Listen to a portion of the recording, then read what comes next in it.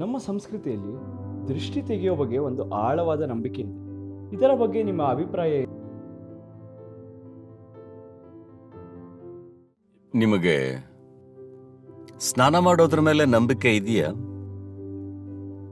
ಇದೆ ತಾನೆ. ನಾವಿನ್ನೂ ಅದ್ರ ಮೇಲೆ ನಂಬಿಕೆ ಇಟ್ಕೊಂಡಿದ್ದೀವಿ. ಚೆನ್ನೈನಲ್ಲಿ ಬಿಟ್ಟು ಬಿಡ್ತೀರೋ ಏನೋ, ನೀರಿಲ್ಲ, ಸ್ನಾನ ಮಾಡೋ ಅಗತ್ಯ ಇಲ್ಲ ಅಂತ ಯಾರಾದರೂ ಹೇಳ್ತಾರೆ. ಯಾರೋ ವಿದೇಶಿಯರು ಪುಸ್ತಕ ಬರೀತಾರೆ, ಸ್ನಾನ ಮಾಡೋ ಅಗತ್ಯ ಇಲ್ಲ, ಹಾಗೆ ಇರಬಹುದು, ಟಿಶ್ಯೂ ಪೇಪರ್ನಲ್ಲೇ ಹೀಗೆ ಮಾಡಿದ್ರೆ ಸಾಕು ಅಂತೆಲ್ಲ.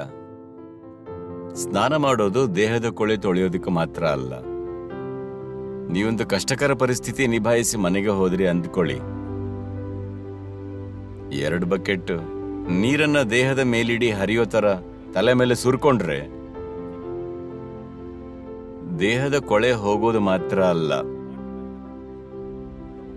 ಒಂದು ಬದಲಾವಣೆ ಅನುಭವ ಆಗುತ್ತಾ? ನಿಮ್ಮ ಮನಸ್ಸಿನಲ್ಲಿ, ದೇಹದಲ್ಲಿ, ನಿಮ್ಮ ರಾಸಾಯನಿಕ ವ್ಯವಸ್ಥೆಯಲ್ಲಿ ದೊಡ್ಡ ಬದಲಾವಣೆ ಆಗುತ್ತೆ. ಹೌದಾ ಅಲ್ವಾ? ಹೌದು. ಈ ದೇಹ ಅನ್ನೋದು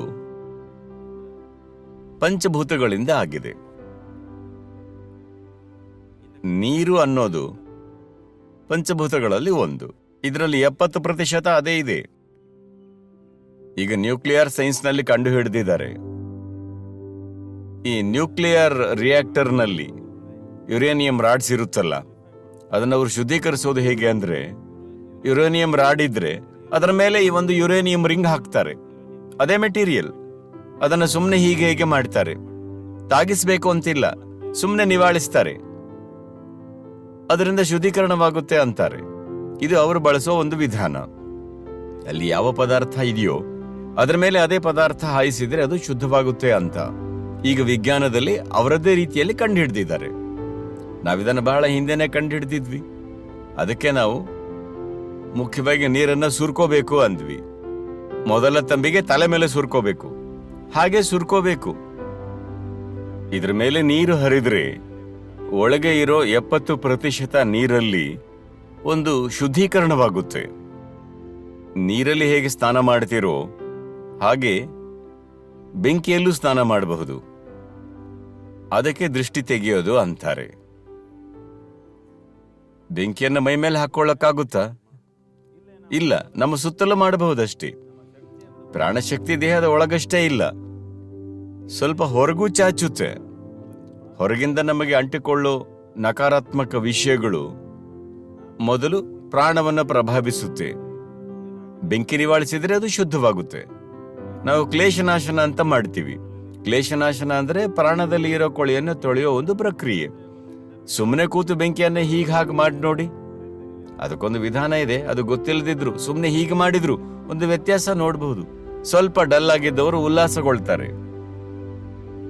ಅದಕ್ಕೆ ಮಾಡಿದ್ರು. ಪಬ್ಲಿಕ್ ನಲ್ಲಿ ಕೂತಾಗ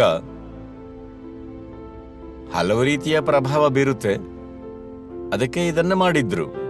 ಇಲ್ಲಾಂದ್ರೆ ನಮ್ಮೊಳಗೆ ಅಗತ್ಯವಾದ ಆಧ್ಯಾತ್ಮಿಕ ಶಕ್ತಿ ಇರಬೇಕು. ಅದಕ್ಕೆ ಬೇಕಾದ್ದನ್ನ ಆಂತರ್ಯದಿಂದಲೇ ಮಾಡ್ಕೋಬಹುದು. ನಮ್ಮೊಳಗಿನ ಅಗ್ನಿಯನ್ನೇ ನಾವು ಬಳಸ್ಕೊಳ್ಬಹುದು. ಸಾಮಾನ್ಯ ವ್ಯಕ್ತಿಗೆ ಅದು ಗೊತ್ತಿಲ್ಲ ಅಂದ್ರೆ ಹೊರಗಿಂದ ಮಾಡಬಹುದು, ಅಥವಾ ಪರಿಸ್ಥಿತಿಯಿಂದಾಗಿ ನಿಮಗೆ ಮಾಡಕ್ಕಾಗ್ಲಿಲ್ಲ ಅಂದ್ರೆ ಹೊರಗಿಂದ ಮಾಡಬಹುದು. ಅದರಲ್ಲೇನು ತಪ್ಪಿಲ್ಲ. ಇದರಲ್ಲಿ ಇನ್ನೊಂದು ವಿಷಯ ಏನಂದ್ರೆ, ಎಲ್ಲೆಲ್ಲಿ ಬೆಂಕಿ ಉರಿಯುತ್ತೋ ಬೆಂಕಿ ಸುತ್ತಲೂ ಒಂದು ಈಥರ್ ಅನ್ನೋದು ಉಂಟಾಗುತ್ತೆ. ಬೆಂಕಿ ಸುತ್ತ ಈಥರ್ನ ಒಂದು ವಲಯ ಇರುತ್ತೆ. ಬೆಂಕಿ ಉಪಯೋಗಿಸಿ ನಾವು ಆರತಿ, ಮಂಗಳಾರತಿ ಎಲ್ಲ ಮಾಡೋದು ಯಾಕಂದ್ರೆ ನಾವು ತಗೊಳ್ಳೋದು ಬೆಂಕಿಯನ್ನಲ್ಲ, ತಗೊಳ್ಳೋದು ಆ ಈಥರ್ ಅನ್ನ. ಆರತಿ ತಗೋವಾಗ ಏನ್ ಮಾಡ್ತೀರಿ? ಕೈಯಲ್ಲಿ ಹೀಗೆ ತಗೋಬೇಕು ಅಂತ ಹೇಳಿದ್ದಾರೆ ತಾನೆ. ಕೈಯಲ್ಲಿ ತಗೊಂಡು ಹೀಗೆ ಇಟ್ಕೋಬೇಕು ಅಥವಾ ತಲೆ ಮೇಲೆ ಇಟ್ಕೋಬೇಕು. ಯಾಕಂದ್ರೆ ಬೆಂಕಿ ಸುತ್ತ ಇರೋ ಆ ಈಥರ್ನ ನಾವು ತಗೊಂಡು ನಮ್ಮ ಮೇಲೆ ಸುರ್ಕೋಬೇಕು. ಅದು ಬಹಳ ಶುದ್ಧೀಕರಣ ಮಾಡುತ್ತೆ ಮತ್ತು ಚೈತನ್ಯದಾಯಕ ಕೂಡ. ಎಷ್ಟೋ ಜನ ಮಂಗಳಾರತಿ ತಗೊಂಡ್ರೇನೆ ಬಹಳ ಬದಲಾಯಿತು ಅಂದ್ಕೋತಾರೆ. ಯಾಕಂದ್ರೆ ಆ ಪ್ರಾಣ ಪ್ರತಿಷ್ಠಿತ ಶಕ್ತಿಯನ್ನ ಅಗ್ನಿ ನಿಮಗೆ ತಂದು ಕೊಡುತ್ತೆ. ಈ ಪಂಚಭೂತಗಳಲ್ಲಿ ಅಗ್ನಿ ಮುಖ್ಯವಾದದ್ದು. ಅದೇ ಜೀವದ ತಳಹದಿ ಅಂದ್ಕೋಬಹುದು. ಅದು ಜೀವಾಗ್ನಿ. ಒಳಗೆ ಸ್ವಲ್ಪ ಬಿಸಿ ಇದ್ರೆ ತಾನೇ ಜೀವ ನಡೆಯೋದು. ಒಬ್ಬರಿಗೆ ಜೀವ ಇದೆಯಾ ಇಲ್ವಾ ಅನ್ನೋದನ್ನ ಮುಟ್ಟಿ ತಾನೇ ನೋಡೋದು. ತಣ್ಣಗಾದ್ರೆ ಹೋದ್ರು ಅಂತ ತಾನೆ. ಒಳಗೆ ಅಗ್ನಿ ಇರೋದ್ರಿಂದ ತಾನೇ ನೀವಿರೋದು. ಈ ಅಗ್ನಿ ಬರೀ ಹೊಟ್ಟೆಯಲ್ಲಿ ಇರಬಹುದು, ಅದಕ್ಕೆ ಜಠರಾಗ್ನಿ ಅಂತಾರೆ. ಕೆಲವರಿಗೆ ಅಗ್ನಿ ಬರೀ ಅಲ್ಲಿ ಉರಿತಿರುತ್ತೆ, ಜೀರ್ಣ ವ್ಯವಸ್ಥೆ ಮತ್ತು ಜನನಾಂಗಗಳಲ್ಲಿ ಮಾತ್ರ ಇರಬಹುದು. ಅದೇ ಮನಸ್ಸಿಗೆ ಬಂದ್ರೆ ಅದಕ್ಕೆ ಚಿತ್ತಾಗ್ನಿ ಅಂತೀವಿ. ಚಿತ್ತಾಗ್ನಿ ಹತ್ತಿ ಉರಿದ್ರೆ ನಮಗೆ ಜೀರ್ಣ ವ್ಯವಸ್ಥೆ ಮತ್ತು ಜನನಾಂಗಗಳ ಬಗ್ಗೆ ಗಮನ ಇರಲ್ಲ. ಯಾರಾದ್ರೂ ಪುಸ್ತಕ ಓದ್ತಿದ್ರೆ, ಬಹಳ ಆಸಕ್ತಿಯಿಂದ ಓದ್ತಿದ್ರೆ ಊಟವನ್ನು ಮರೆತು ಬಿಡ್ತಾರೆ. ಯಾರು ಬಂದ್ರು ಹೋದ್ರು ಗೊತ್ತಿರಲ್ಲ. ಚಿತ್ತಾಗ್ನಿ ಉರಿದ್ರೆ ಅವರಿಗೆ ಜೀರ್ಣ ವ್ಯವಸ್ಥೆ ಮತ್ತು ಜನನಾಂಗ ವ್ಯವಸ್ಥೆ ಮೇಲೆ ಗಮನವೇ ಇರಲ್ಲ. ಅದೇ ರೀತಿ ನಾವು ಭೂತಾಗ್ನಿಯನ್ನ ನಮ್ಮೊಳಗೆ ಹೊತ್ತಿಸಬಹುದು. ಯೋಗಿ ಏನು ಮಾಡ್ತಾನಂದ್ರೆ, ಅವನಿಗೆ ಜಠರಾಗ್ನಿಯೂ ಬೇಡ, ಚಿತ್ತಾಗ್ನಿಯೂ ಬೇಡ, ಭೂತಾಗ್ನಿ ಬೇಕು. ಏಕೆಂದ್ರೆ ಎಲ್ಲಾ ಪಂಚಭೂತಗಳು ಒಂದು ತೇಜಸ್ಸಿನಿಂದ ಬೆಳಗಬೇಕು. ಆತ್ಮಾಗ್ನಿ ಅನ್ನೋದು ಇದೆ, ಅದನ್ನೂ ಬೆಳಗಬಹುದು. ಜೀವ ಅನ್ನೋದು ಒಂದು ಅಗ್ನಿ, ಜೀವಾಗ್ನಿ. ಈ ಜೀವಾಗ್ನಿ ಬರೀ ಜಠರಾಗ್ನಿಯಾಗಿ ಕೆಲಸ ಮಾಡಬಹುದು, ಚಿತ್ತಾಗ್ನಿಯಾಗಿ ಕೆಲಸ ಮಾಡಬಹುದು, ಭೂತಾಗ್ನಿಯಾಗಿ ಕೆಲಸ ಮಾಡಬಹುದು, ಅಥವಾ ಆತ್ಮಾಗ್ನಿಯಾಗಿ ಕೆಲಸ ಮಾಡಬಹುದು. ಹೀಗೆ ನಮ್ಮೊಳಗಿರೋ ಈ ಅಗ್ನಿಯನ್ನ ನಾವು ಪರಿವರ್ತಿಸಿಕೊಳ್ಳಬೇಕು ಅಂದ್ರೆ ಹೊರಗಿನ ಅಗ್ನಿಯನ್ನ ಬಳಸೋದ್ರಲ್ಲಿ ಏನು ತಪ್ಪಿಲ್ಲ. ಅದನ್ನ ಬಳಸೋ ವಿಧಾನ ತಿಳ್ಕೋಬೇಕು. ನಾವು ಬಾಳಲ್ಲಿ ಮಾಡೋ ತಪ್ಪುಗಳಿಗೆಲ್ಲ ಯಾರದ್ದೋ ಕಣ್ಣು ಬಿತ್ತು ಅಂದ್ರೆ ಮೂಢನಂಬಿಕೆಯಾಗಿ ಬಿಡುತ್ತೆ.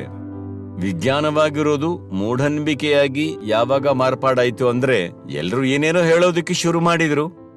ಎಲ್ರು ಏನೇನೋ ಹೇಳ್ತಾ ಹೋದ್ರೆ ವಿಜ್ಞಾನವಾಗಿರೋದು ಅಜ್ಞಾನವಾಗುತ್ತೆ.